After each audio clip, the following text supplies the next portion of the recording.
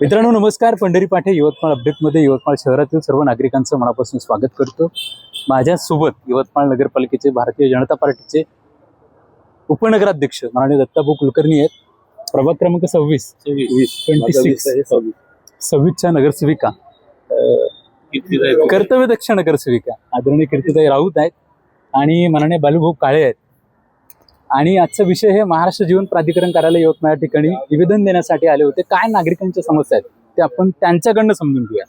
Ward क्रमांक 26 मध्ये जागोजागी खोदकाम केल्यामुळे एअरटेल आणि इतर याच्या खोदकाम केल्यामुळे जागोजागी पाईपलाईन फुटलेली आहे. त्यामुळे पाण्याचा पुरवठा होत नाही आहे. जो पाणी पुरवठा होत आहे तोही गढूळ होतोय.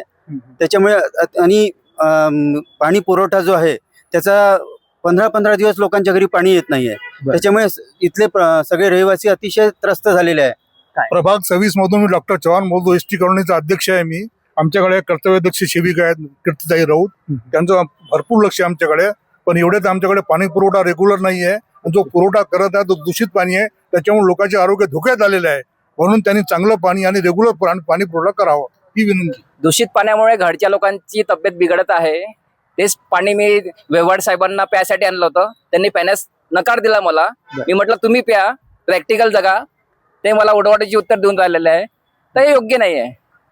एअरटेल कंपनीमुळे जे खड्डे खोदून ठेवलेले आहेत सर, त्यात खोदकाम जे झालेलं आहे ना, त्याच्यामुळे काय होतं, जी पिण्याची पाईपलाईन आहे ती फुटलेली आहे. आणि त्याच्यामुळे काय दूषित पाणी पुरवठा होत आहे. पाणी पुरवठा रेग्युलर होत नाही आहे. तर आमची सर्वांकडे एकच मागणी आहे की पाणी पुरवठा रेग्युलर आणि शुद्ध पाणी पाहिजे. प्रभाग क्रमांक 26 मधून मी संध्या जाधव बोलत आहे. आमच्याकडे 10-10 दिवस नळ येत नाही आणि एवढं गढूळ पाणी येते. कधी कधी तर असा शेवाळ येतो त्या पाण्यामध्ये. मग आम्हाला प्रत्येक वेळेस कीर्तिताईला फोन करून सांगावं लागते. त्या प्रत्येक वेळेस आमच्यासाठी हजर राहतात. प्रत्येक वेळेस आम्हाला सहकार्य करतात. पण त्याची पण काही लिमिट असते ना. ते आम्हाला पाणी पुरवठा रेग्युलर पाहिजे आणि 8 दिवसातून 2 दिवसच मागत आहोत आम्ही काही तुम्हाला रोज मागत नाही. पिण्याचं पण लायकीचं नाही आणि वापरण्याचं सुद्धा लायकीचं पाणी नसते. एवढा त्रास आहे आम्हाला पाण्याचा. आम्हाला 8 दिवसात 2 वेळा तरी पाणी पुरवठा झाला पाहिजे सर. आणि पाणी स्वच्छ पाहिजे. कारण सगळ्या नागरिकांना पाण्याचा त्रास खूप होऊन राहिला. काय म्हणाले मजिप्राचे अधिकारी माननीय व्यवहारे साहेब? आम्ही व्यवहारे साहेबांशी ही पहिली मीटिंग नाही आहे. नागरिकांना घेऊन आम्ही पहिल्यांदा आलो आहे आता एवढ्या सगळ्या नागरिकांना घेऊन. पण याच्यापूर्वी माझे सहकारी नगरसेवक बाळूभाऊ काळे आणि मी नागरिकांच्या ज्या ज्या समस्या आहेत त्या घेऊन त्यांच्यापर्यंत पोहोचलेलो आहे आणि वारंवार त्यांच्याशी चर्चा केली आहे. तर काही दिवसापूर्वी अंडरग्राऊंड ड्रेनेजचा विषय होता. त्यामुळे पाईपलाईन फुटत होती. मग तो थोडासा होत आला. तर त्याच्यानंतर आता एअरटेलचा विषय आहे.